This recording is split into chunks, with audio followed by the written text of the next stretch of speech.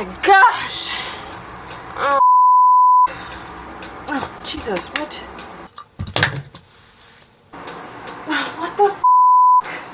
Hey guys, welcome back to my channel. This is part 2B of my bedroom makeover. If you missed part 1 or 2A, you can click the little I in the corner here, or I will link them in the description box for you below. While you're down there, go ahead and subscribe and hit the little notification bell so you can get all my new videos.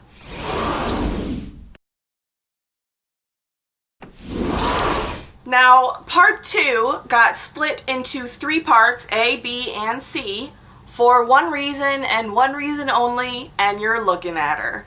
I decided to take on way too many things for one video, and I was going to give you 3 fairly big projects in one video. As you just saw, this was a frustrating project for me. I was so excited about this project. It was going to be beautiful. There were not going to be any issues. No, that's not what happened. It just became the bane of my existence. Now, the project that I'm speaking of, if you couldn't tell by the title of this video, is framing my bedroom closet.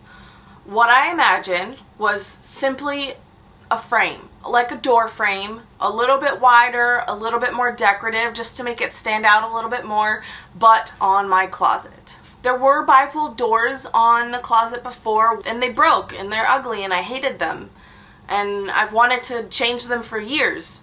I did consider putting curtains up, but I wanted to do something a little bit different. Anyway, let's see how it went. So I'm here at Home Depot, and I found these boards that are basically what I'm looking for to trim out my closet.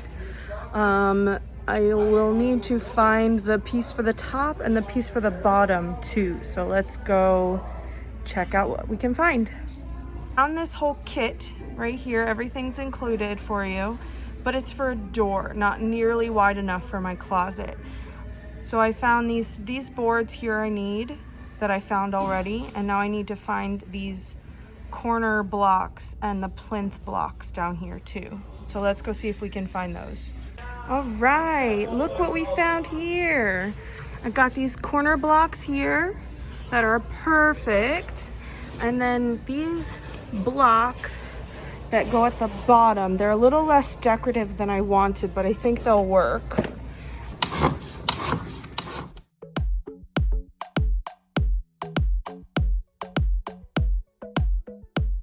Right now I am going to be painting these for the frame around my closet. Today I'm going to show you a hack when it comes to the kinds of projects where you have pieces that you want to paint first and put up later or do something with later. It involves push pins. For each piece that you have, you're going to want 4 push pins. I've already put 2 in this piece just to show you what we're going to do. Right on the back there, can you see that? Give you the other side. There you go. Right on the back, we're just going to give us a little bit of leverage to keep it away from the wall so it doesn't dry and stick to the wall or whatever drop cloth or anything that you have these pieces drying on. You do want to do the same thing on the bottom, but you don't want to put it on the back of the piece that you're painting. You want to put it on the bottom of the piece that you're painting, so that way it's lifted up off of the floor.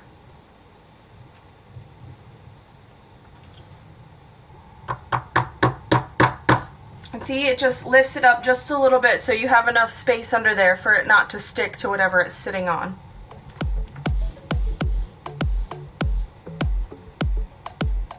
So the first issue that I came across was this lip here.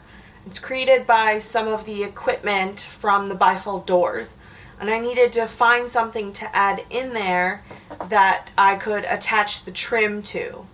So I got a 1-inch square dowel, and it fit in there pretty nicely.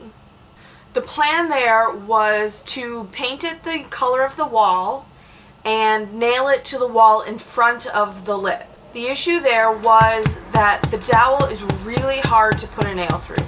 I don't know if I just had the wrong nails or if I'm just not strong enough, but it took a lot of effort. Another issue I ran into was the baseboards, and the solution that I came up with was easier said than done. I needed to pry the baseboards away from the wall and cut a small piece off. Now, it's pretty hard to pry the baseboard far enough away from the wall to get a saw in there, so I ended up using my hammer and a flathead screwdriver like a chisel. It's a bit rough looking, but I filled it in with spackling so it doesn't look too bad. The other issue that I had with the dowel was on the other side of the closet.